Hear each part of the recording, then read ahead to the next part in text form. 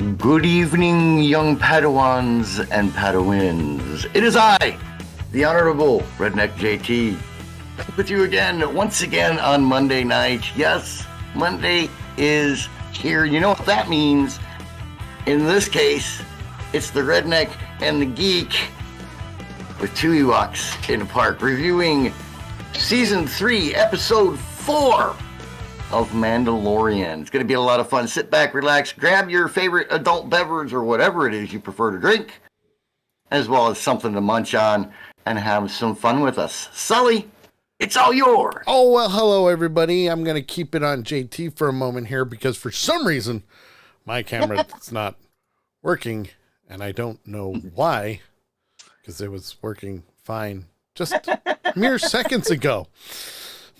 Seconds ago. I can't explain it. I don't know why. But it's all good. Hello, everybody, and welcome to Two Ewoks in the Park. I'm going to get this up and running because, yeah, something happened. I don't know what, but something. And we're just going to go from there because, hey, why not? I'm sure it's probably a setting that I forgot to update or something. I'd be like, hey. So welcome, everybody. Yay to Two Ewoks in the Park. We are here. We are doing what we need to. And that's pretty much the bottom line. Because, well, let's face it. It's just life. It's just life, I say.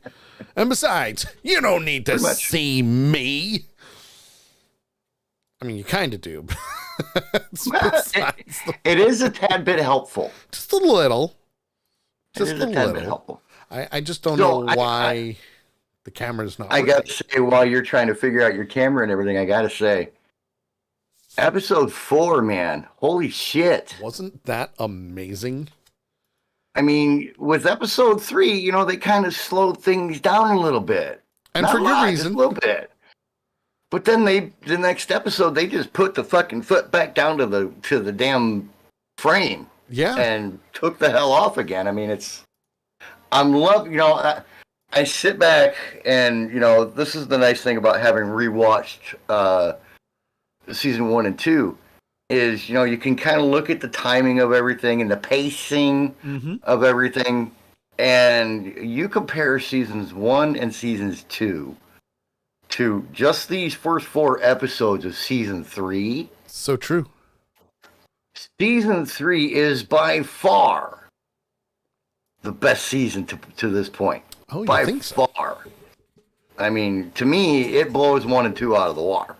Oh, that's as far as the pacing goes, the pacing, the adventure, the action, fighting prehistoric freaking animals. Well, I mean, it's coming. In the advanced future, and that kind of thing. So, Is it really an advanced future, though? Because, I mean, if you think about it, it's technically 70s technology. Some of it, yeah.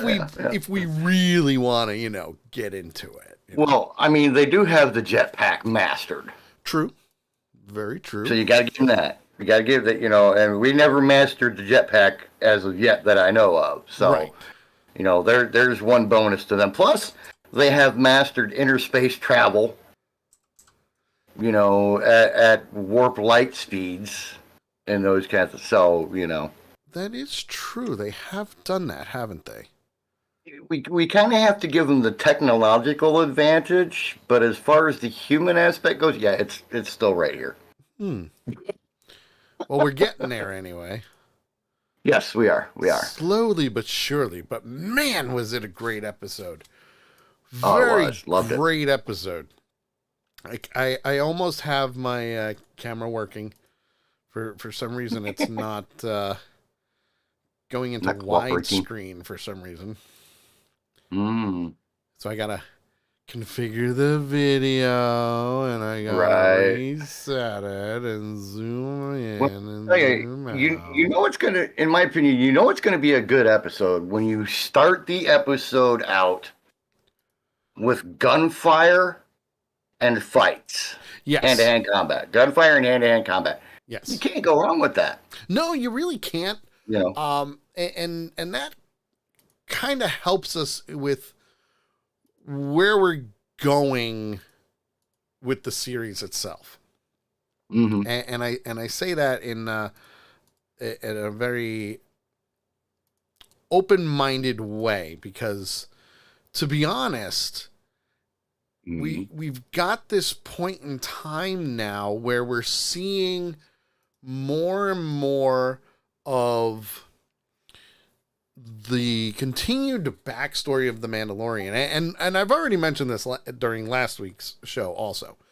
You know, it's one of those things where you're like, all right, what's going to happen next, you know?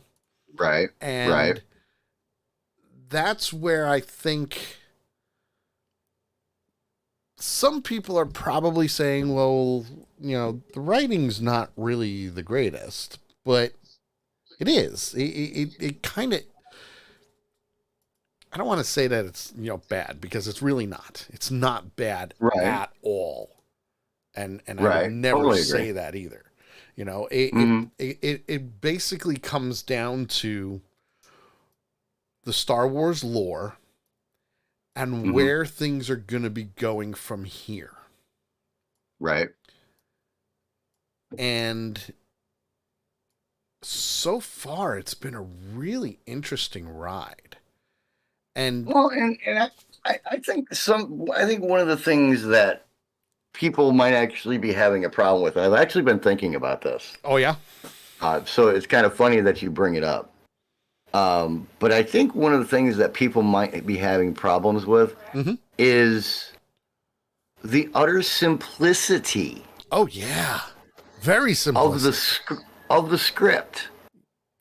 There's not a lot of talking. There's not a lot of jibber jabbering going on, you know, and that kind of thing. And everything is straight to the point. Yes. Especially as we get into the episode, I don't want to give anything away yet.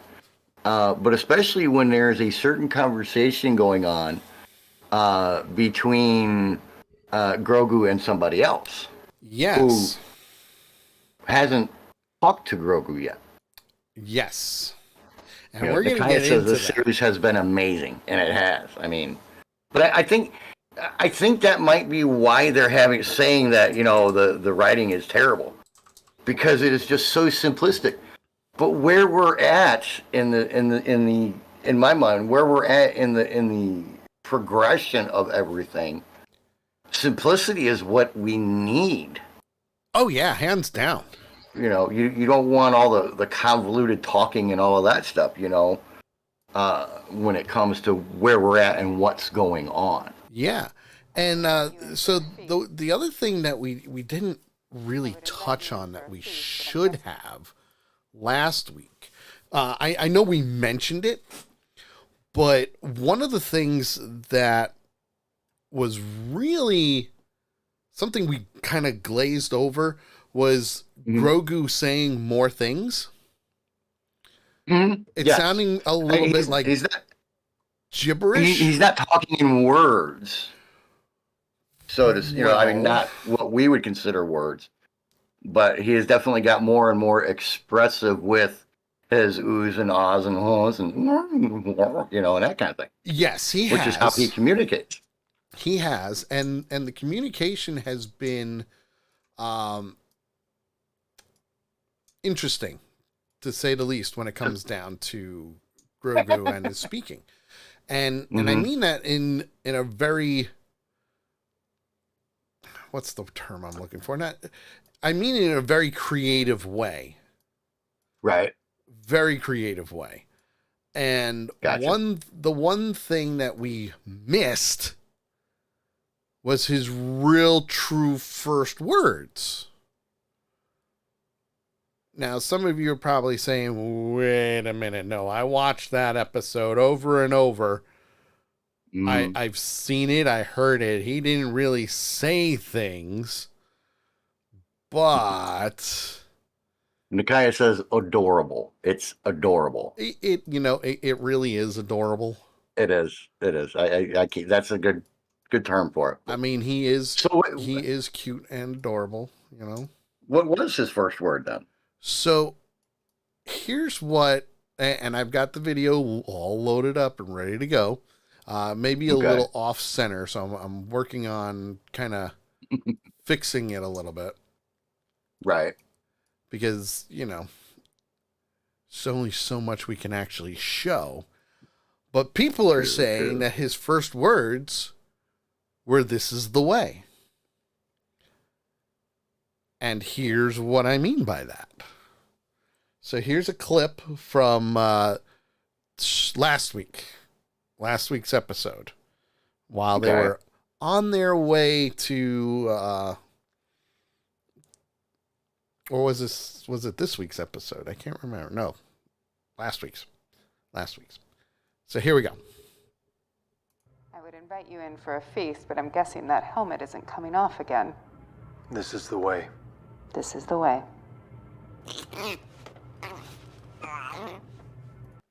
Now you heard that, right? It was hard. It I was hard to heard. hear. Yeah. Yeah, I heard it, but not. Play it again. Oh, let me rewind a little bit more here. This is the way. And this is from last week's episode. Yep.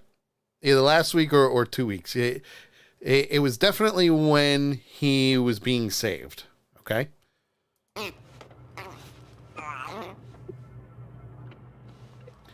And he gets their attention very This quickly. is the way. So they both say this is the way. Okay. Mm-hmm. This is the way.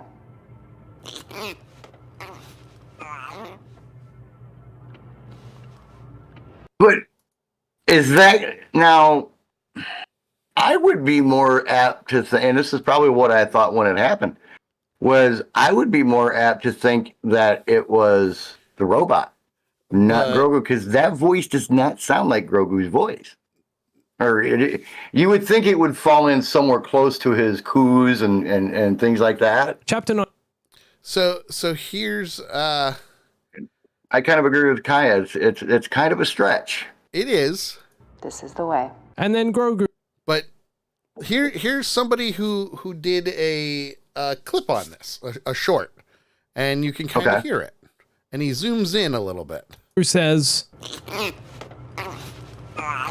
the way Mando turns to look at him as he's speaking. Grogu is getting closer and closer to saying his first words. And See? So he is talking. And yes, again, I know it's difficult to hear, but just listen to them communicating and then watch how they turn to each other. Okay. Okay. says, This is the way. and then Grogu says the way Mando turns to look at him as he's speaking. Grogu is getting closer and closer to saying his first words, and this is another sign that he is indeed growing up. He's learning. And I love the fact they almost made his first. So we're getting there. Well, and the little glimpse there at him, you saw his mouth open. So that I would kind of lean closer to that possibly. Yeah. Possibly, The guy says, I will agree that he is trying to say something, Yes. but it is a stretch as to what. But think of it this way. He's with Mando all the time. What is the one so phrase he he hears keeps that saying? phrase This is the constantly. way. Yeah. Yep. So I have to agree with Kai. It's kind of a stretch, it is. but when watching the analysis, I can see it getting there, Yes. but it's still kind of a stretch. I need to hear a little bit more of Grogu's actual voice because like I said, up to this point, all we've heard is and things like that. We've heard the coos. We've heard the pretty much everything under the sun when it comes to what a baby would say. He pretty much sounds like Thunder when Thunder is trying to talk to me and Kay. Yeah, pretty much. Pretty much. It's more of the reaction, And I thought it was very, very interesting, and that's why I wanted to kind of just rehash what was going on with this one, because let's face it, we kind of glossed over it just a little bit. We did mention that there were words being said. What? Don't know. and I agree with Lady Death at the same time. It's too hard to tell, but think of it this way. He is of the same species of Yoda, so the fact that he is saying this is the way, or trying to, that's a good thing, because now we're starting to get him talking. You know? It's different for his type of species. I mean, you figure Yoda was 900 years old when he officially died in Return of the Jedi. Over 900 years, you know? It's rough. Micaiah says, I'm not saying a flat out no, but... Exactly. It's still too early to tell, but I think it's very interesting that that's what people are starting to understand when it comes to this. Basically, now we just have to kind of roll with the punches and see what's going on. So this week's episode is The Foundling, which technically Grogu is a foundling. True. He's a survivor of Order 66, which we'll get into, but he is technically a foundling because he is Din Djarin's son, his ward. He is part of his clan. He doesn't wear the mark yet. We'll get there. But it's really cool how they've got things going on. And when it comes to this, this is basically playtime's over now. If you think about it, playtime is over. So we start the episode where we're seeing training going on. The Mandalorians are training. They're fighting. They're doing gunfights. They're doing fist fights, knife battles. They're training. And they're also training the foundlings, which is really cool, if you ask me. Right. Yeah. Now, I have a question for you. Sure. I recall, and maybe I recall wrong because that would not be the first time that this has happened. Yep. But I recall a while back you making a comment, maybe it was off air, about how you would be upset if they trained Grogu in the Mandalorian way, or trained him to be a Mandalorian. Am I remembering that wrong, or? I believe the exact words I said was, I wouldn't be surprised if they start training him. Mm-hmm. Because I wouldn't. I would not have been surprised. Right. Well, he's there. You might as well. Right. Now, with that being said, I was right.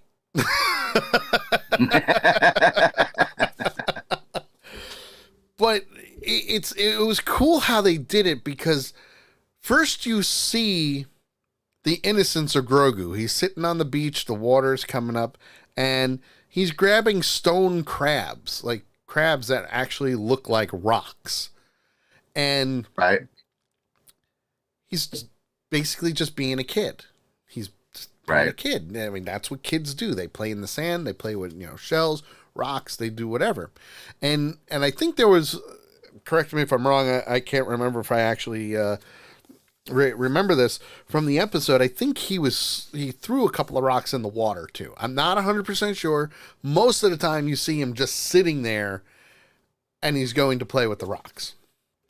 And Din Djarin is in the background.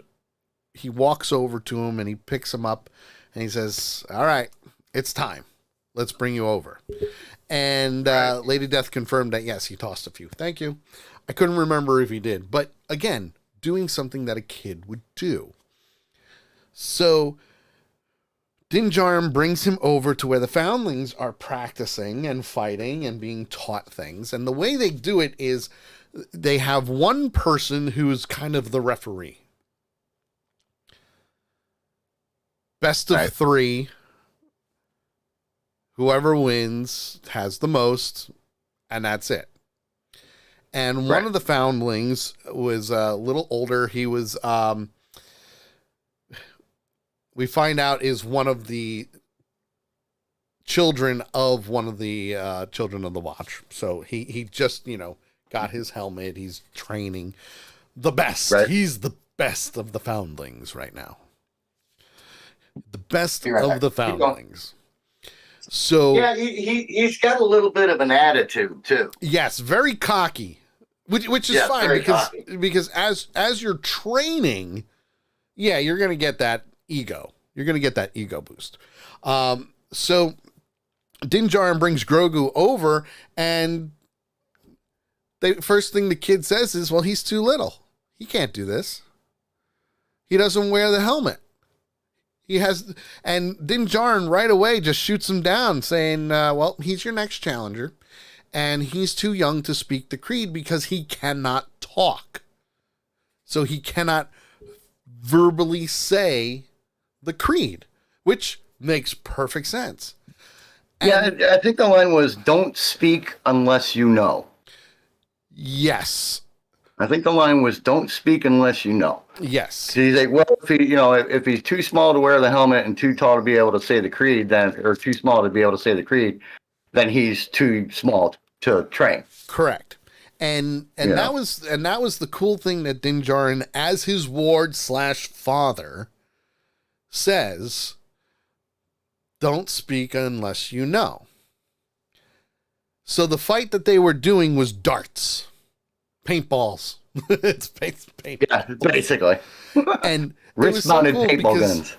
when Bo-Katan put it on Grogu's arm, both him and Din Djarin told him, this is how you do it. You bend your wrist down, you pull your hand, you squeeze your trigger like that. They describe how to do it. You make a fist. And Bo-Katan even said, are you sure you want to do this? Like, maybe we should wait a little bit. And the first thing that Din Djarin says is, "I know what he can do. Right. I've seen." And to me, it was kind of a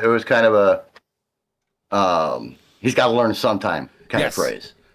Yeah. With the way that he said it. You're not going to be able to ride your bike unless you get on the bike. Simple as that. So, Right. great father skills right there. Hands down, great father skills. Well, and I had to laugh when Bo-Katan was putting the dart blaster on Grogu's wrist because she says, "Don't worry, my father was the same way." Yeah. Well, the judge of the match says that Grogu is too small to fight, and Din Djarin says, "I am his ward. He's gonna do it." And the kid kind of does this is gonna be easy. Right. Because, here's little Grogu, and here's the kid. Big size difference. But, as Yoda has taught many, many times, size matters not. Right. Size matters not. That is one of the biggest teachings that Yoda has ever presented to any of the Padawans, any of the Jedi, that size matters not. Even says it to Luke. Yep. And what does Yoda do? He pulls the X-Wing out of the waters, the swampy waters of Dagobah. Size matters not. It's all about focus and mind. It's one of those things. Well, as they're going about, he's got 3 darts in, and they start fighting. And the older one, obviously, shoots Grogu not once but twice, giving him 2 points. And Grogu kind of just looks up at Din Djarin and he goes, I know what you can do. He kind of just does that fatherly reassurance of, I've seen it. I know what you can do. I know you have control over things. You can do this. Well, and the biggest thing to me that he said was, "It's okay. Yes, absolutely. Show them. It's okay. Show them." I think that was the biggest thing because he's used to holding back. Yes. Grogu's used to holding back because he doesn't want people to know what he can do. And there's a reason for that. There's a reason for that, and I think we're gonna see more of that pop up. Want to say hi to Big Fan. Hi, Big Fan. Hi. Welcome to the show. We're talking about Mandalorian. It was chapter 19, right, or chapter 20? Chapter 20. Chapter 20, and this is episode 4 of season 3. So, spoiler alert: if you haven't seen it, you're on your own. And by the way, I am Groot. Yes. Yeah, my Star Wars shirts are dirty, so I gotta go with the Marvel. So anyway,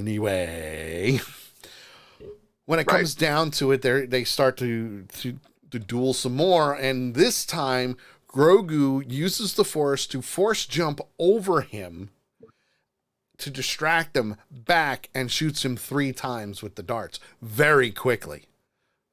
Quickly. And up and over. Boy, did that kick that kid in the ego. And yeah, he was not happy about. That was just like, it knocked him down so hard because of this little creature just kicking the crap out of him in this game. So the best part is once it was done, the judge says to Bo-Katan the same exact words that Din Djarin said. And those words were what? You don't remember? This is the way. No. Well, yes, it says it is. This is the way. I don't. But yeah, I don't remember. I probably will once you say it, but I don't remember at this moment. Those who don't know. Oh, don't say if you don't know. Yeah. Those who don't know. And Kreese just is like, yep. But at that same, don't speak if you don't know. Don't speak if you don't know. And from there, that's when we get a nice little introduction to a raptor. And I'm not just talking about a velociraptor. No. This is a flying raptor. Yes. This is a big flying raptor. And a big ass flying raptor. I mean, did you see the length of those wings? That was a huge I think wingspan was the wingspan for a freaking 777. Yep. It's huge. And this thing just comes down, grabs the kid that got beat by Grogu, and starts flying off. So obviously all the Mandalorians now are chasing this thing with their jetpacks, and they're chasing them far. Because as they're chasing them, you're seeing one drop. One drop here, one drop there. They're running out of fuel on their jetpacks. That's how far away they've... Good thing they didn't run out when they were following the river. Yeah, well, some of them did. Because I think one landed on the rocks. And then... but it wasn't by the river. and Bo-Katan, the cool thing about Bo-Katan is she didn't go flying off into the sunset with them. She went and grabbed her ship and then followed them. Right. So this way she was able to track exactly where this raptor was coming from and found the nest. So we come to find out that now they decide to do a rescue mission. And the rescue mission, I forget how many, I think they had 10 different, 10 different Mandalorians going out. Paz Vizsla was one of them. Din Djarin, Bo-Katan, she was the leader of the expedition, and a few others. There was a total of 7 people. 7, okay. So 7. I actually counted. That's why I know that. Nice. Well, from here, they say, Bo-Katan says, if we use jetpacks, we're screwed. We're screwed because it's going to alert the Raptor. They're going to do what they need to do, and all hell's going to break loose, and it's going to be a fight that we can't win. So he's gonna kill the foundling. Yeah. So they come up with a plan to go and rescue him. Not just rescue him, but fly there and then walk the rest of the way to the nest so they can physically scale the mountain that the nest is on. While that's happening, though, the armorer looks down at Grogu and says, well, you can't go on this. It's too dangerous, but I want you to come with me. Right. I want you to come with me. We're getting called Star Wars geeks. Yeah. Don't like it? There's this little button that says, go to another channel. If you don't like it, we are part-time Star Wars geeks. Now I'm the other time we're Avengers geeks. You're part-time. I'm full-time. I'll talk Star Wars all day. Well, I was saying, sometimes we're talking Star Wars, sometimes we're talking Avengers. Especially on Monday nights. Tomorrow night, you're on your own. It's all good. It's all good. It's Ox. Some Ox. Brew War Piggy. I like the screen name. Brew War Piggy. I like that. That's a good one. The only problem is we always shorten them up, so I'm going to be calling you Piggy. No, War Piggy. War Piggy. There you go. No, just Piggy. Ox the Piggy. Ox the Piggy. There's an oxymoron for you. Ox the Piggy. No, seriously, that's a cool screen name, dude. That is. That is awesome. So here's the cool thing about this whole scene now is that the armorer is now teaching Grogu certain things about the Mandalorian way. Mm-hmm. And she's even saying to him, this is the next step in your journey. This is the next step. Yep. And starts teaching him about fear. Now, if you remember, he's a survivor of Order 66. Mm-hmm. And oh my God, was this a great scene? I tell you, you know what? The way they worked this flashback Was amazing. It was. I mean, it wasn't the simple boom flashback. It was, I mean, for the first time, I saw true, utter, gut-wrenching fear on Grogu's face. There was so much fear. He was so scared as this memory came back. Yes. You could see his teeth. You could see his teeth. He was so terrified as this vision popped back into his head, all because of the slamming of the forge down on the disc to flatten it out. Yes, he was very... It was... Oof.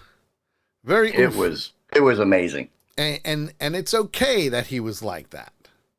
Oh yeah, definitely. But man, it was just kind of like you were reliving Order 66 all over again. Mm-hmm. And when it comes down to it, we see obviously so many Jedis being killed because, you know, that's what was happening at the Jedi Temple. But right now we're seeing a full flashback and we're seeing how many Jedi were actually protecting Grogu. Yeah.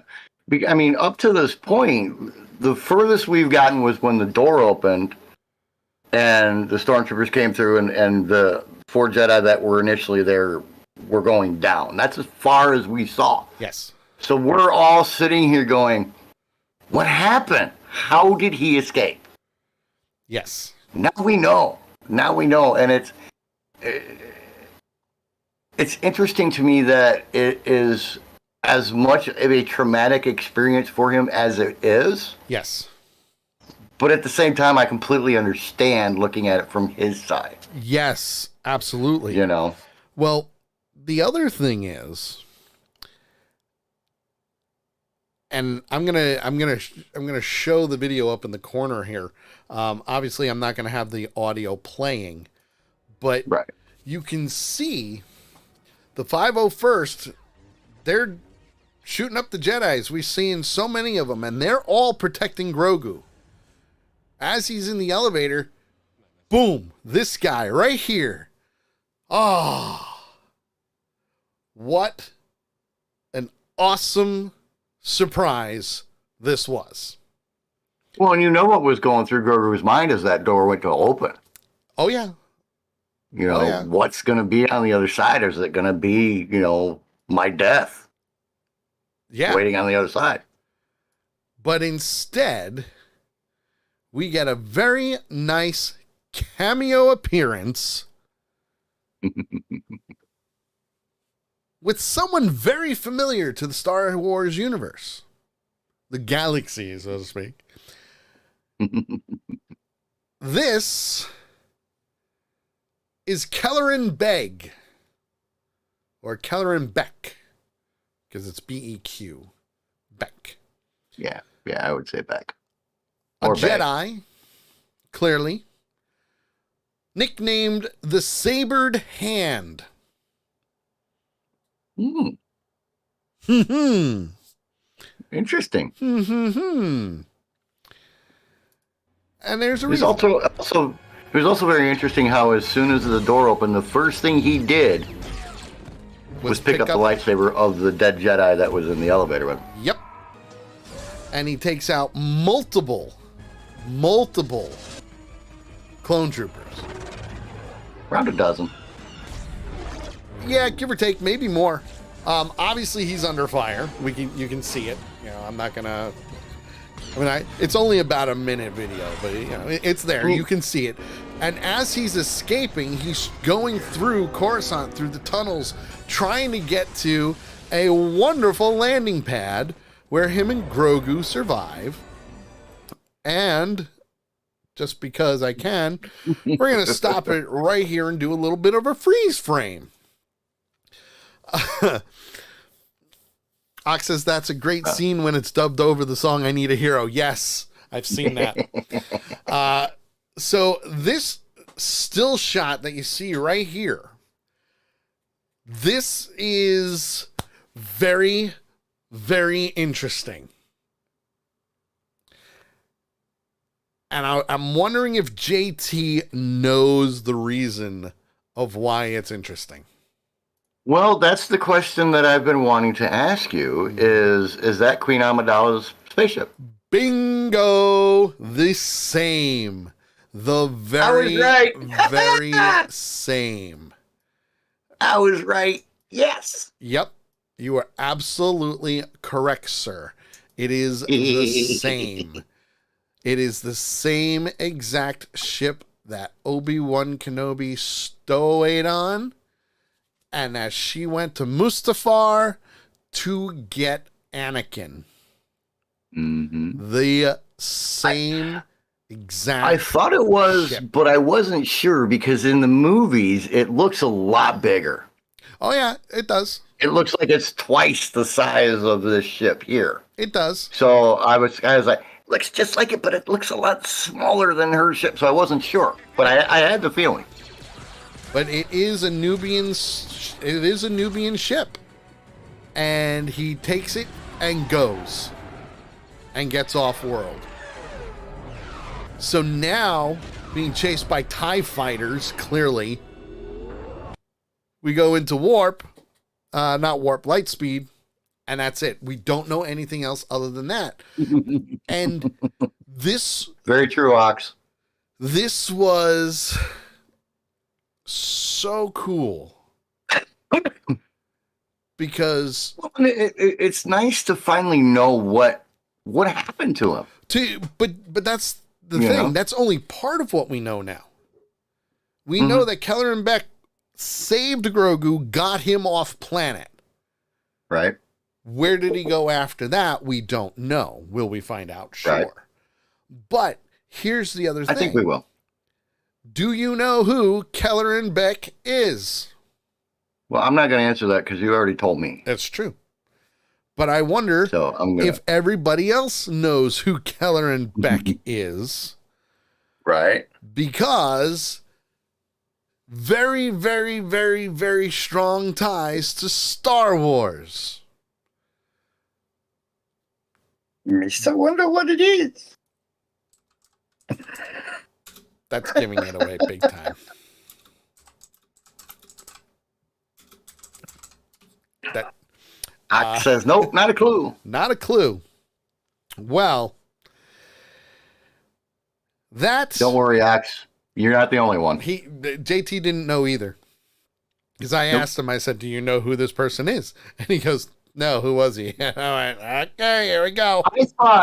I thought maybe he was a young version of the character that Samuel L. Jackson played.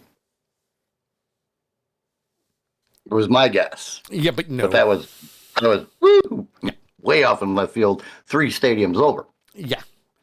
Well, my friends, that was the actor Ahmed Best. And if you are a Star Wars geek like myself, that, my friends, is the actor who played Jar Jar Binks. Misa think he's cool. Misa love Jar Jar. Now, this was such a great surprise, especially with everything that happened to him after they filmed the prequels. Okay? Because he has been very open about his struggles with mental health of the way many, not all, Star Wars fans treated him for playing Jar Jar Binks. Same exact way they did it with the kid who played Anakin in The Phantom Menace. Okay? I mean, come on, people. The man was hired to play a role. Yes. They told him exactly what kind of role they wanted him to play, and he played it magnificently. He played it so freaking well that everybody in the world other than me hates Jar Jar Binks. I just don't like the character. Which is why I love Jar Jar Binks, because I always go for the underdog. Yeah, I'm not a big fan of the character. Ox. I like Ox. He's a good guy. Ox is a very good guy. He says, I had a shirt with Jar Jar on it saying, Misa love you long time. So, in the long run, I mean, this was a very, very interesting surprise to see him back in Star Wars and as a different character, which, if you think about it, you can do. I mean, hell, Daniel Craig played a stormtrooper for the First Order. Nobody knew it, but he's in it, you know? Yeah, nobody's seen, all they've ever seen was him in a costume. They never saw his actual face or anything, so. Right, and with Ahmed Best, easy to use him as a secondary character. Right, and with Ahmed Best, that was all CGI. I mean, he did all the walking and physical acting for it, but from the shoulders up, that was all CGI. The hands were CGI, He is probably one of the best motion capture actors out there. And the fact that he came back after being chastised. Now I guarantee you, everybody who's ever chastised him, dude, you're like the best, man. I can't believe you're back. This is going to be fantastic. Yeah. It's going to be like, whoa, like complete 360 hypocritical bullshit. And you know what's going to 180. Oh, no. I'm calling 360. And the thing of it is that can actually be more traumatizing than what they did to him the first time around. Absolutely. Especially with what they did the first time around. Yeah. It's ridiculous. Yeah, absolutely. And that is true, by the way, with what Ox says. So, as long as he's not carrying you out by the neck. Yeah. So from there, we flash back to the armorer's armory, and she's forging something for Grogu. And what she's doing is she's actually building him his second piece of Mandalorian Beskar to go on his outfit and his armor when he's old enough. So what she did was she took a Beskar plate and put Din Djarin's symbol on the plate and connected it to his chain link shirt that he has underneath his robe. So now we're starting to see more and more ties. And I have a very big feeling eventually we'll start seeing him wield more weapons. Because he's going to get to that age as a Jedi if he continues to do what Din Djarin tells him to do and to embrace the Force and use the Mandalorian teachings with his Jedi teachings. He's going to be a very formidable Jedi eventually. Oh, yeah. One day. Oh, yeah. So, well, and I seem to recall saying during season 1 that I could see a Grogu branch out. I could see a Grogu series. oh, which would coming be for him. fantastic. Which Well, would be it would. Oh, man, I'd probably love that more than a Mandalorian, but Yeah. you know, it would be fantastic. it would. It would. So from there, we catch back up to the Mandalorians that are going after the Foundling, and they finally land, and they're walking through the canyons, they're walking up the mountains, they're getting to this peak without alerting this raptor, and they get to the point where now they have to climb. So, if I remember correctly, I think they camped out first, and then in the morning they climbed. So what they did Yeah, was there was a big outcropping Yes. at the very base, and this is the thing for me. Yeah. About this whole scene. Because, you know, she's in charge of the raiding party. She's in charge of the war party. And, you know, they get there and she says, well, we can camp out here. We can, you know, make fire, stay out of line of sight, blah, blah, blah. What we good, we'll climb in the morning. And they're sitting there and one of them starts handing out food packs. Yes. And Bo-Katan leans over to Din Djarin and says, how do you eat when you're in a group? You know, and he says, you don't. You know, you once you get your food, you go off and you find a place on your own where you can take your helmet off to eat. Yes. The coolest thing for me, and I'm trying to do this quick, the coolest thing for me was as everybody is going to fan out away from the fire to find their place to eat, the guy, the big guy, I'm just going to call him the big guy. Vizsla. Yeah. He stops and tells Bo-Katan, you are the head of the war party. You have the honor of staying by the fire. Correct. Now here's the crazy thing to me. And I mentioned this last week.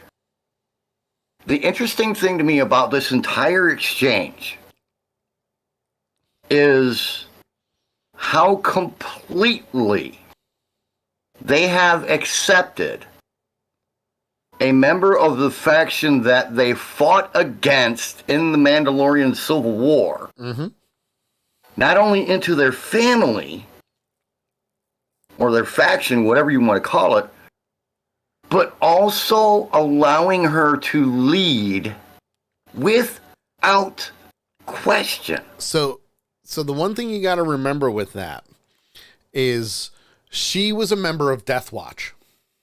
No, I understand, but I'm saying, you know, she was still a member, a member of an outside faction that they fought against. Yes, but So she was for them also- to accept her as much as they have, I mean, I expected it, yeah, but it still surprises me how completely they've accepted her and brought her in. Well, because because- if it was me, I'd be like, look, you're new here. You don't know shit. well, I'm in charge. so here's the one thing that you got to remember, because their whole clan is based on tradition. So everything's based off of tradition. She not only was a member of Death Watch, but she's also a member of the Night Owls who fought against Death Watch. She's also Mandalorian royalty, and she bathed in the living waters. So she's got. Yeah. This is way past trifecta here. She's got I mean everything, and I understand all that. And the biggest thing being that she bathed in the living waters. Yes, Yes. But still, even with all of that, and dude, believe me, I've seen it played out in front of me, just in trainings while I was in the military, where somebody just came from another company, or even worse, they came from another platoon in the company, and they were not treated anywhere near as nicely and entrusted as much as she was in this entire scenario. Womp, I mean, it was very, very cool, but a little surprising at the same time. Womp womp. So just an observation from the outside. So at first light, they decide that's when they're going to start hiking up the mountain. They're going to use their grappling hooks, and they're going to go up all the way up to the nest so they can get the foundling. And obviously, they're getting tired. Oh, yeah. Obviously. That's a long-ass climb. They get to the nest, and it's empty. They don't see anything in the nest. So they put their scanners on, and they see heat. They see body heat.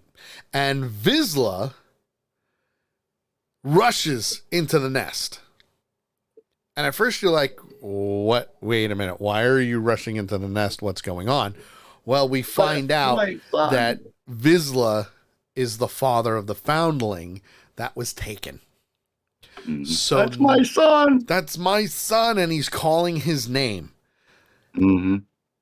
And accidentally wakes up the baby raptors that are in the nest, which is the heat vision that they saw in their helmets. And they did say we haven't had a chance to clear it yet. Yes. Yeah, no, they haven't.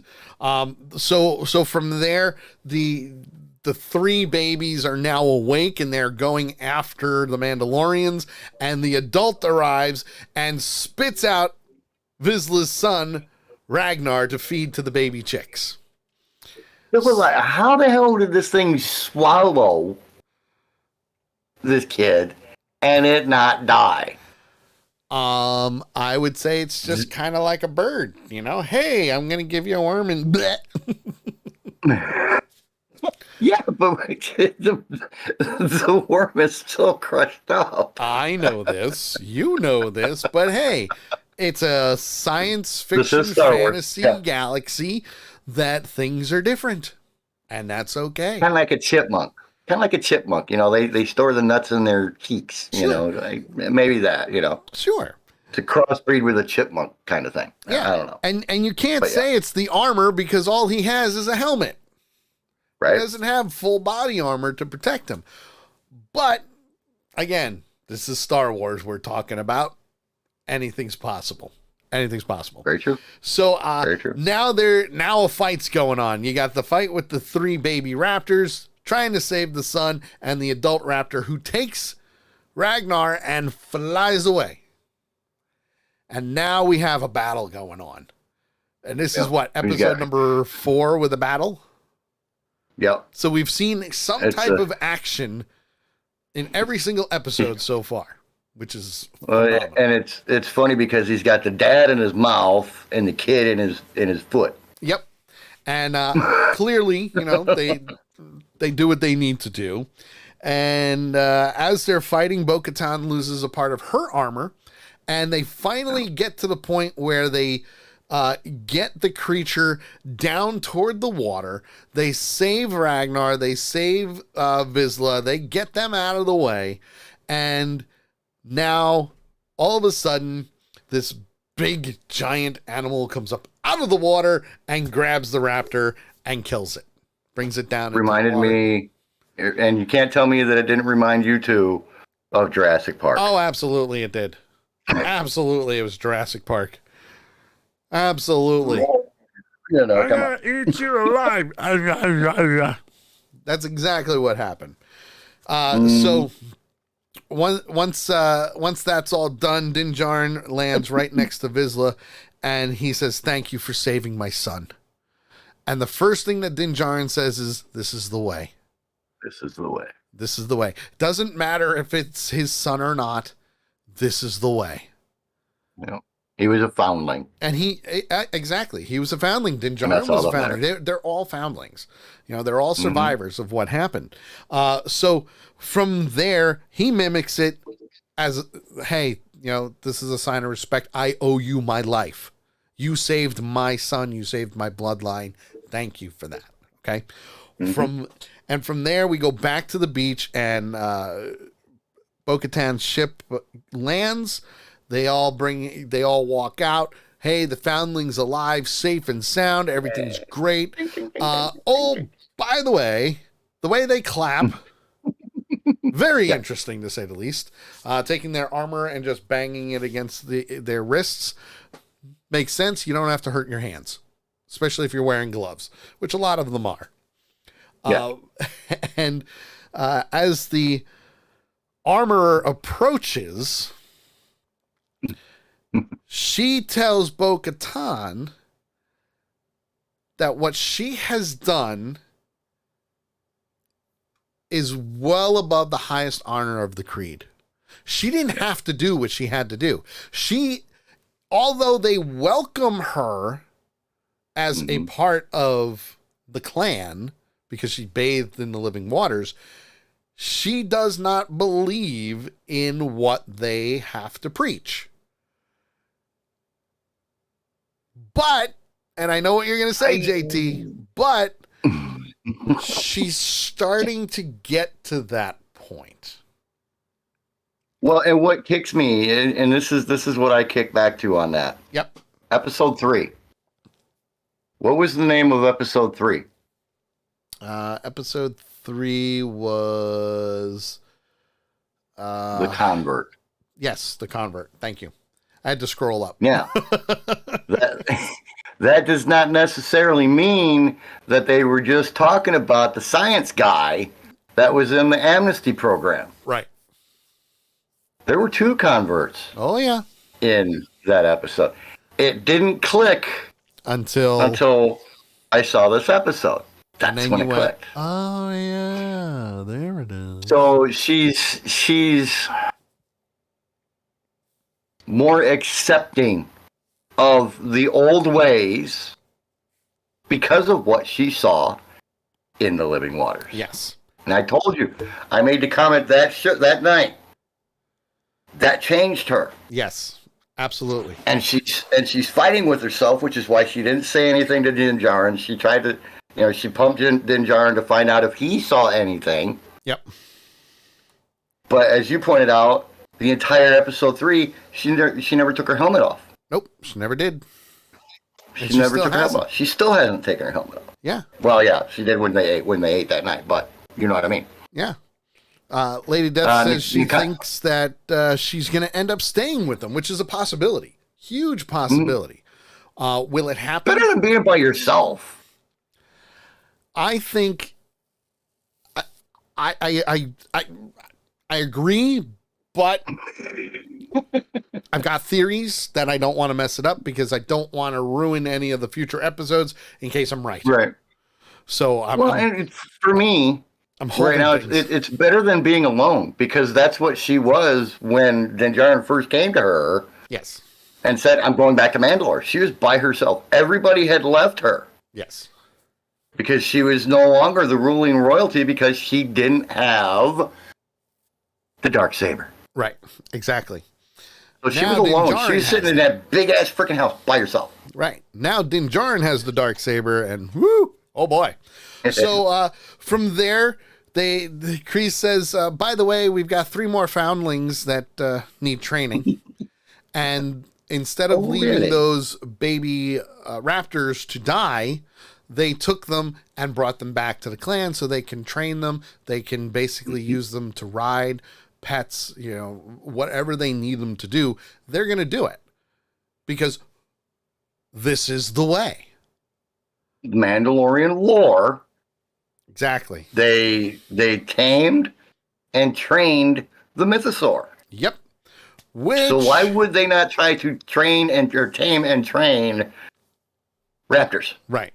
which brings us to the next and last scene of the show, where the armorer says that you're missing a piece of armor. Let me replace that. It is the least I can do for you doing what you did. And she forms a new pauldron for her that goes right on her shoulder. So while they're there, she says, would you like me to put a night owl on this? Now, she's already got one with the night owl symbol on there. She is a night owl. She's also a member of Death Watch, or former member of Death Watch. She's also Mandalorian royalty. But instead, she says, would it be wrong if I asked for the mythosaur skull? And she says the symbol of the mythosaur is for all Mandalorians. It doesn't matter what clan you're a part of. It is part of our heritage. It is part of our history. It is a part of our people. And that's when she says to her, well, I saw a mythosaur. And the armorer says, that is a very worthy vision. Keyword. Vision. Vision. Keyword. Vision. And Bo-Katan says, no. When I saved Din Djarin from the living waters, I saw a living mythosaur. I love the way the armor replied. And how did she reply, JT? This is the way. This is the way. Yep. That's all she said. Absolutely. This is Fade the to way.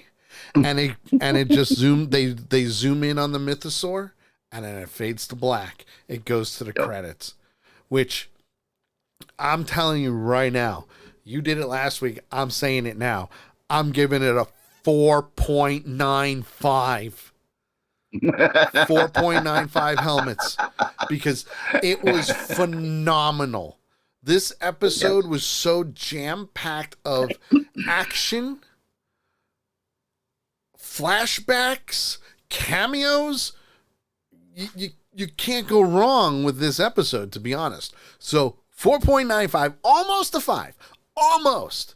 I wanted to see a little bit more with Grogu, but that's okay, because I know the backstory is just going to jump. It's just going to jump. Okay? Okay, shock and surprise. Nakaya says 5 helmets for her. Beautiful. And Ox says, great. Now I think I need to start watching this now. Seriously, Ox, you should. Watch it from season 1. You've got to watch the entire series. It's only 16 episodes for the first 2 seasons. So yeah. Do it, man. Yeah. You will not regret it. Oh, he got a commercial. Don't worry, it'll be over soon, I promise. But yeah, 4.95 for me. I love the ties to Revenge of the Sith. I love the ties to the Nubians. Know, the fact that he's using Padme's ship alone is a great tie-in, because now your question is, what happened and how did the ship get back?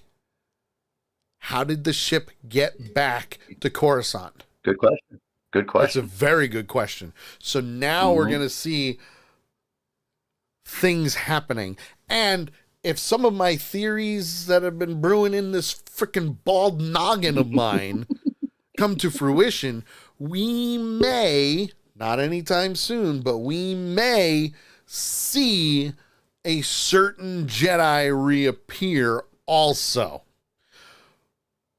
There's so many.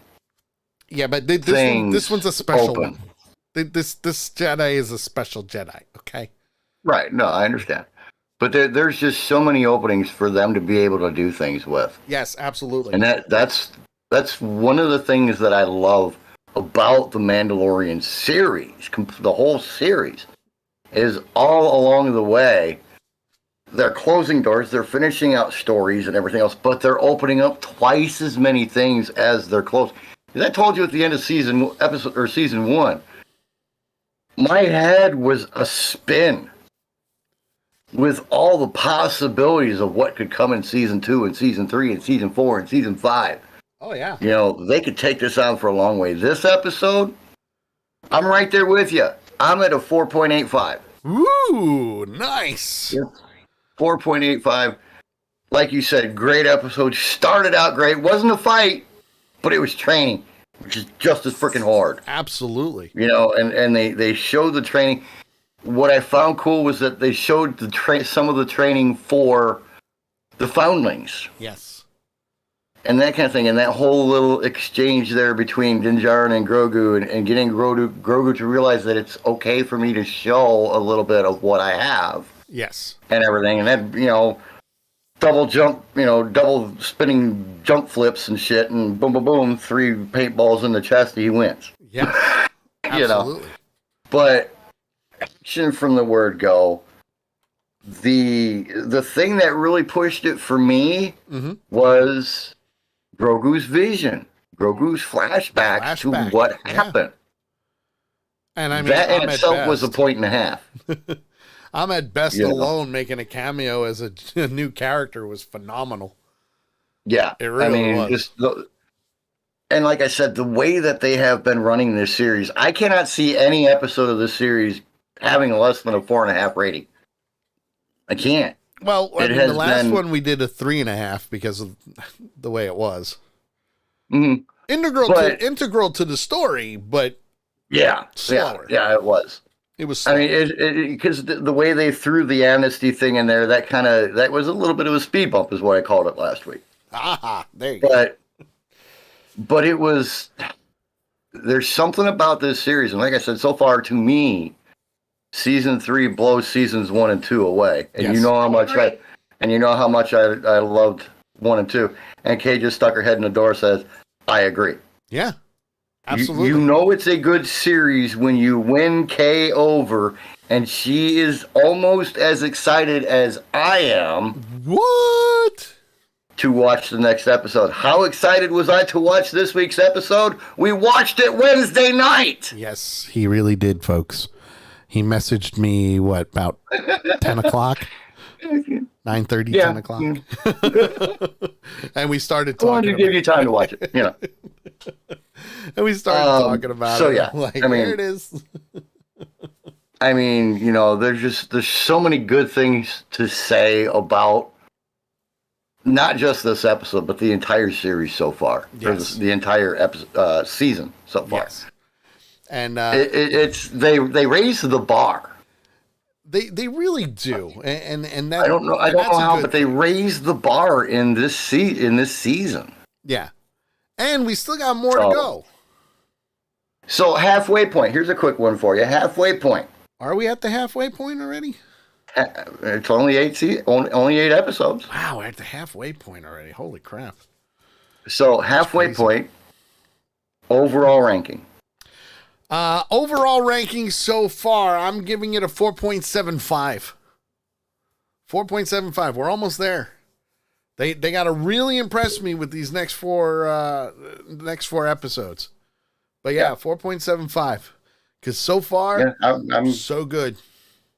Yeah, I'm right there with you. 4.75, maybe a 4.7. You know, it's right there.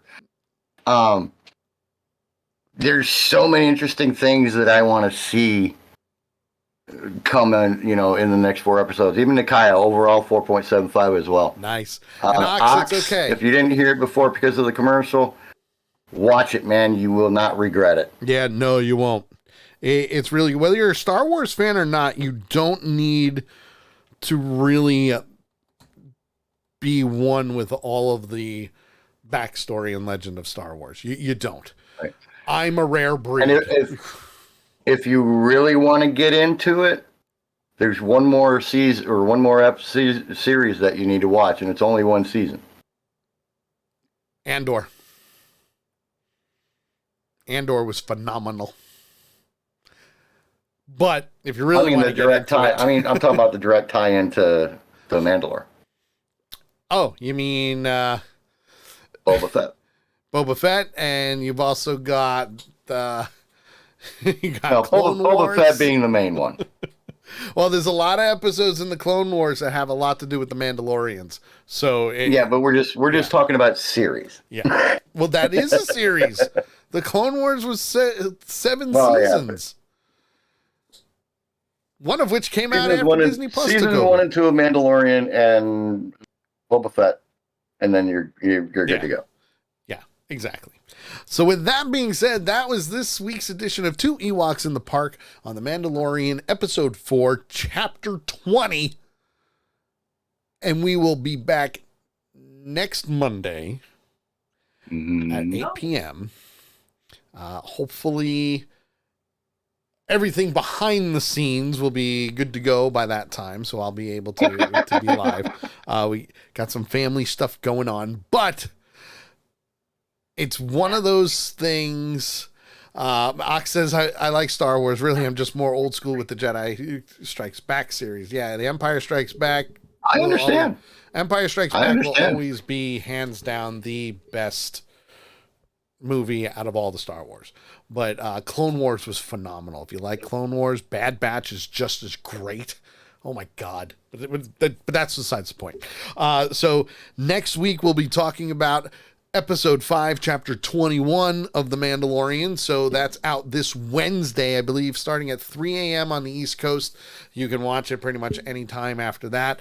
If you want to join our Discord, by all means, please do so. I'll have to put a channel for Two Ewoks in the Park in there, as well as Avenger Pretenders.